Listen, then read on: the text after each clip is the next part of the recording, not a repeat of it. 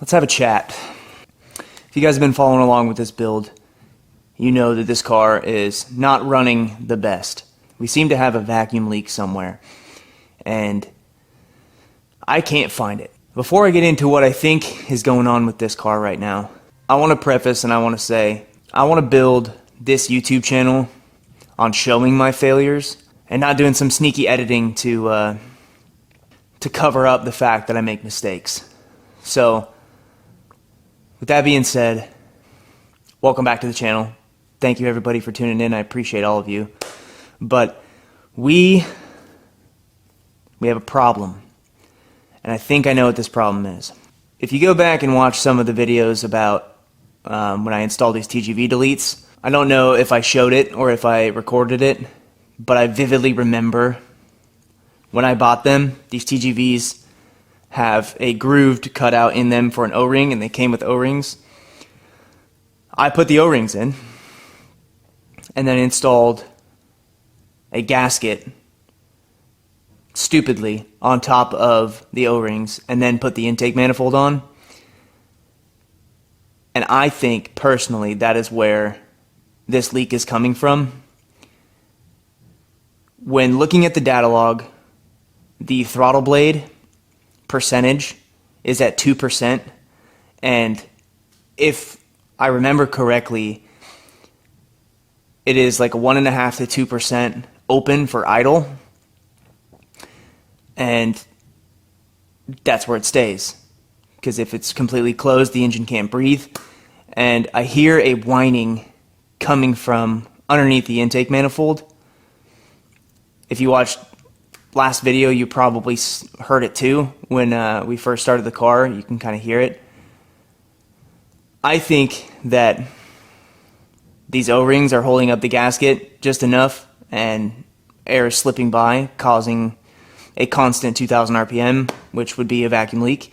And if I take out these O-rings and I put just the gasket in there and tighten it all down,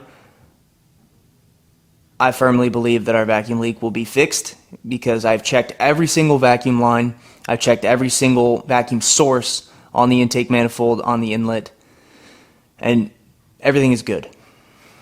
The only thing I haven't done is smoke tested this car, which that would be a very good indicator of what's going on, but I don't have a smoke tester, so we just kind of shooting in the dark here.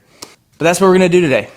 We're going to take off these O-rings from the TGVs, and I think I can do it without pulling the whole intake manifold off. As long as I leave the screws in the manifold and lift it up enough, I can get my pliers underneath and pull out these O-rings. It is currently 8:45 at night, and I want to get this done before the morning so I can have some time later in this video to start this car and see if we fix that issue, because I think that's where that whining is coming from. And it's not like a high-pitched pulley or a belt. I think it's vacuum slipping by just barely to create like a whining sound. So we need to hop into pulling or lifting this intake manifold up, and we can go ahead and see if we can get these O-rings out.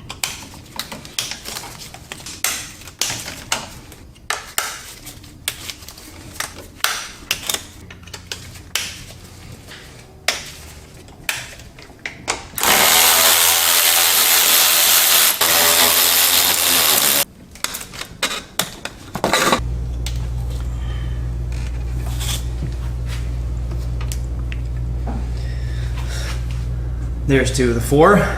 They look like they were seated properly, but putting a gasket on top of that is not a very smart thing to do, and now I'm paying for it. So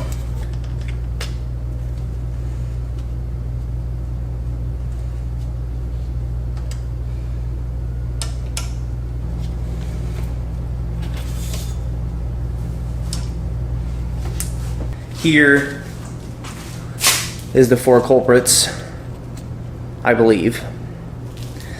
Either way, if this wasn't the problem, this needed to get changed anyways, so I'm glad that we took care of it. If it wasn't a problem now, it'd become a problem down the road. So thankfully, got that taken care of. Now that I have that upper intercooler pipe off, I'm gonna double check all my vacuum lines underneath that, just so that we're good. Everything is fully put back together. Intake manifold is tightened back down with just the gaskets, no O-rings. Now my hope is that fixed our issue. Is that the case? Like I said, I hope so. I'm gonna pick this video back up in the morning so that we can go ahead and give this a first start. It's 9 o'clock. Kid's asleep. No need to wake her up. So pump the brakes on this till tomorrow morning. Pick the camera back up. We'll get going on starting this car. It is the next morning. I did some research last night, and I want to say I feel dumb. I figured it out. We do have a vacuum leak.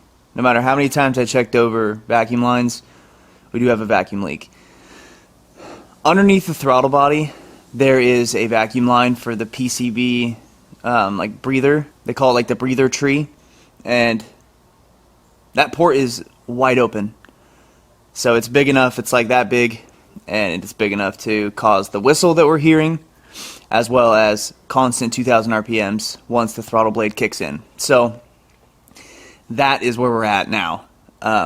So we need to go ahead and rip this completely back apart, all the intercooler pipes, everything, and get that throttle body pulled off, because I can't get to that actual hose without pulling off the throttle body.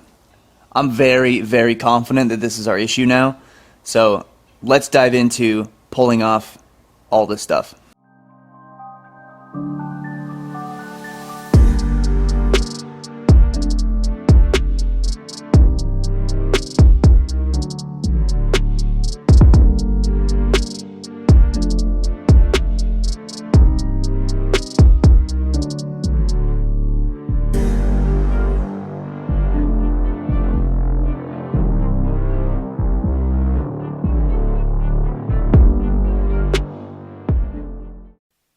Alright, so we got this throttle body off.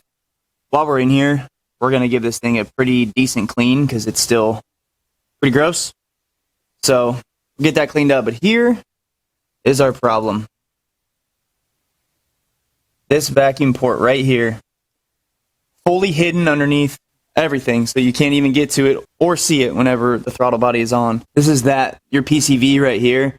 And then I rerouted this, so this breather, or this vacuum line for this PCV, is supposed to come from here to here, and we got rid of that, and I forgot to plug that line up when I was putting in the intake manifold.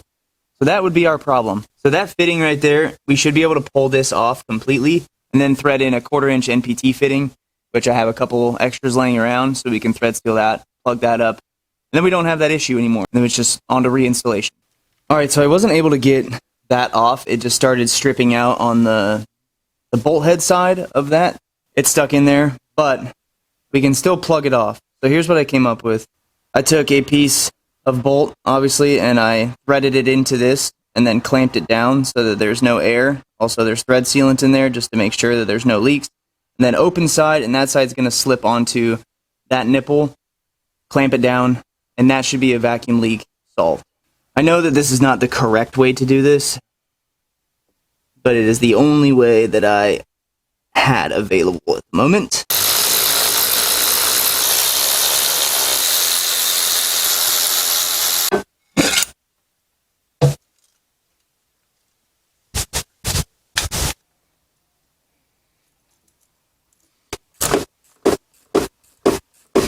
Alright, that is everything plugged back in. All vacuum ports blocked off now, actually.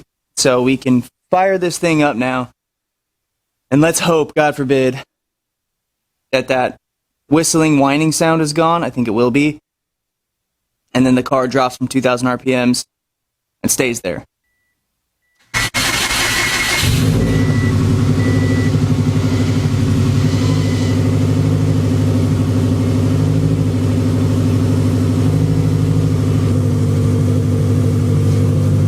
Let's go check everything out.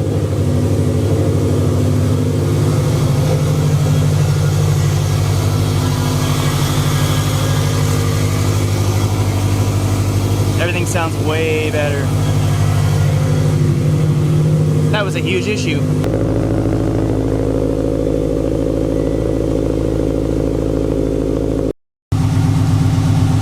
Well, we got it now. It is idling perfectly. at 900 to 1,000 RPMs, 89 pounds of oil pressure, 0 knock, AFR 14.7, 14.59. Everything looks great. We have no leaks underneath. That was previously from yesterday. Got it all cleaned up. Nothing's leaking. Everything's burned off. And we're idling good now. You know what that means? That means all we need to do is burp this cooling system, then we're good to go on a first drive, a real drive, and stack some miles on this car. Everything is looking phenomenal on the access port. No lights on the dash other than the airbag light, which I'll have to take care of. Oil pressure's good at 81 pounds. We did it. We built this Subaru and it is finally running good. Now, like I said, we need to stack some miles on this. It is a break-in, so we need to break in this engine. I probably want to stack like 50 miles on it, change the oil, and then stack maybe another like 100 or 200 on it just before we get into the wide open throttle pulls for data logging. We can do all the other logs now that it's running good, like the warm idle, AC off, warm idle, AC on, and like 2,000 to 4,000 RPM in no boost, and just kind of get like the drivability dialed in. And now that it is working properly and everything is good to go, and we have no knock, we have no rod knock, we have nothing. So we just need to burp this cooling system and we can go stack some miles on this car. I went on Amazon and I picked up a pretty universal coolant burping kit. So this is going to come with everything that we need to be able to attach it to the top reservoir and get this filled up. So this is everything that it comes with. It's pretty universal. It can go for pretty much anything. So let's get this hooked up onto the car and we can go ahead and burp this cooling system.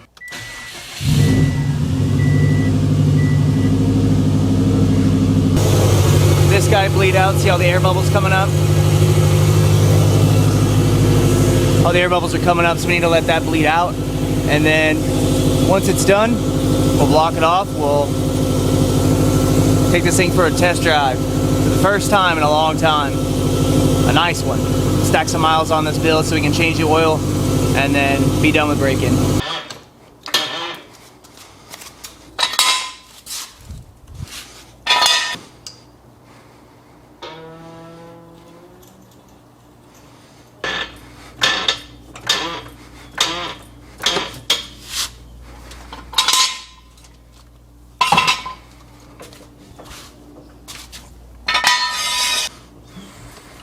That was one of the first times we've had this hood completely closed. I know it kind of looks like bunk right now, but in due time, my friends. Let's go for the first drive. Obviously, I'm gonna drive in Crocs with no socks.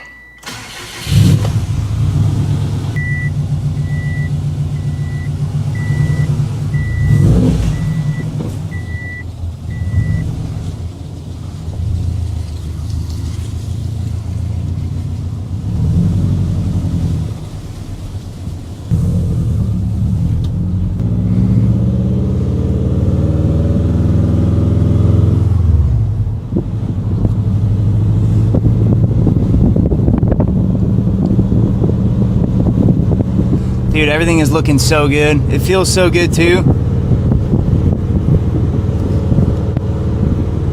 All of our pressures, everything is solid.